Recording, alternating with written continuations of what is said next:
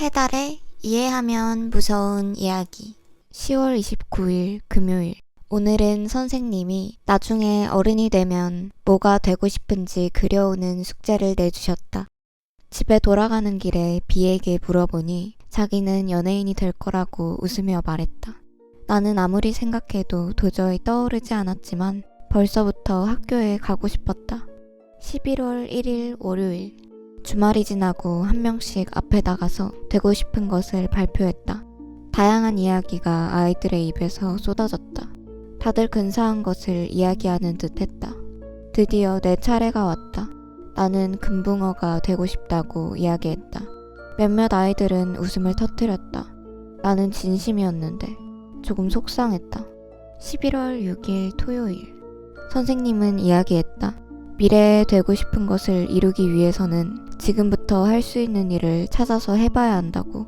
나는 욕조에 물을 가득 담아 물속에 몸이 잠기도록 푹 담갔다. 막혀오는 숨을 참다 보면 아가미가 생겨 숨을 쉴 수 있게 되지 않을까?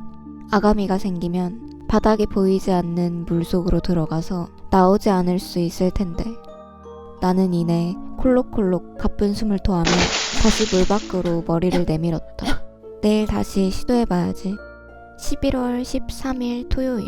선생님은 노력하면 언젠가 내가 원하는 모습이 될 수 있다고 하셨는데 나는 언제쯤 금붕어가 될 수 있을까? 거울 속 얼룩덜룩 멍이 든 나는 참 볼품없었다. 금붕어처럼 금세 까먹어버린다면 이렇게 고통스럽지 않아도 될 텐데. 멍이 든 이유도 고함치는 소리들도 모조리 잊은 채 평화롭게 살아갈 수 있을 텐데. 11월 21일 일요일. 생각해보니 나는 이미 금붕어일지도 모르겠다. 좁은 어항에 갇혀 같은 자리를 맴도는, 왜 태어났는지 알지 못하고 그저 살기 위해 꼬리를 흔드는 바보 같은 인간 금붕어. 어제도 내 전시회에는 사람들이 많이 붐볐다.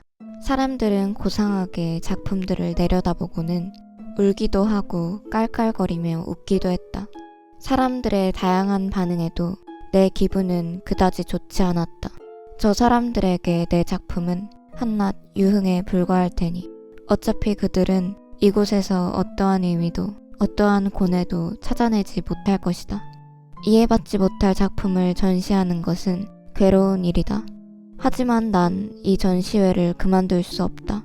끔찍한 것들이 머릿속에 가득 차서 어딘가에라도 쏟아내지 않으면 금방이라도 터져버릴 것 같으니까. 배설과도 같은 이 행위에 대가 따위는 없다. 금방 악몽에서 깨어난 듯 땀에 흠뻑 젖은 셔츠와 끔찍한 두통밖에는 나에게 남은 것이 없다. 어떻게 하면 이 굴레를 벗어날 수 있을까?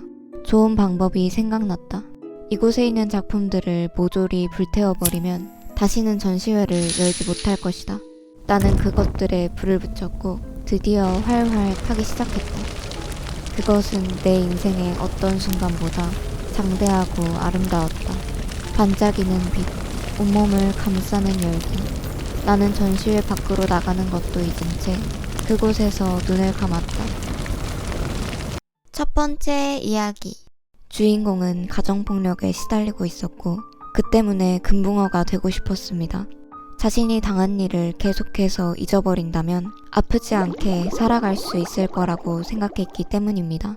하지만 주인공은 이내 좁은 집에 갇혀 어디에도 가지 못하는 자신은 이미 어항 속의 금붕어와 닮아 있다고 생각했습니다.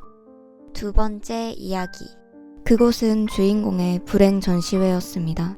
주인공은 매번 머릿속에 가득 차 터져버릴 듯한 불행을 견디지 못하고 그것들을 꺼내 남들에게 보여주었습니다. 하지만 이내 이해하지 못하는 사람들의 태도에 엄청난 회의감을 느꼈고 모든 일의 근원인 자신의 불행을 증오하며 불을 질렀습니다. 하지만 자신의 인생에서 불행을 지우자 모든 것이 순식간에 불에 타 없어지고 아무것도 남지 않았습니다.